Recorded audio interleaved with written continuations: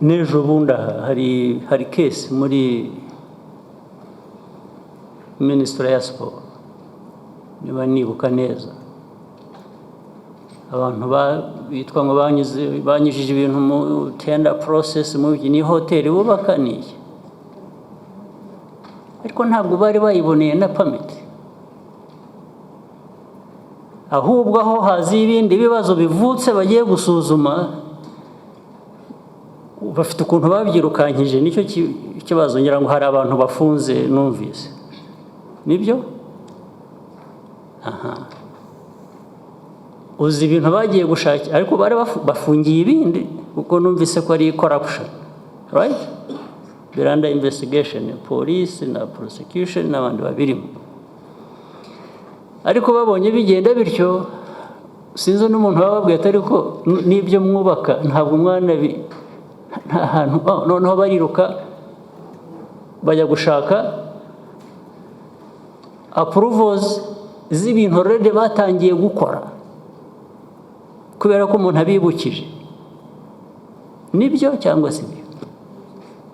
Vugira muri microphone abantu bakumva. Ibyo muvuga nibyo, Your Excellency.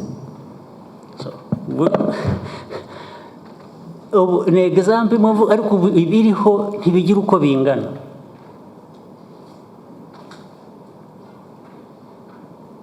Bariruka bajya kuvuga ngo harya ngo harya hari aho tubanza kugira, ariko bafite ukuntu bihutishije ibyo bashaka gukora kubera nyine iyo problem igomba kuba ngira ngo ibahorodinze mu prison.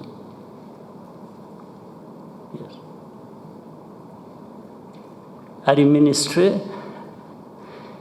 ya siporo, hari abashinzwe iyo siporo, hari abashinzwe ibirebana no kubaka, reka kerere irashya nta nuzi ibyo ari byo, nta nuzi n'ibigomba gukorwa.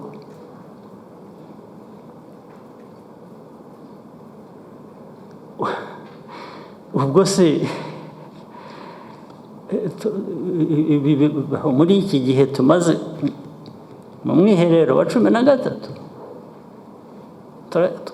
turacyavuga processes ubundi zikwiye kuba zikora zimaze n'imyaka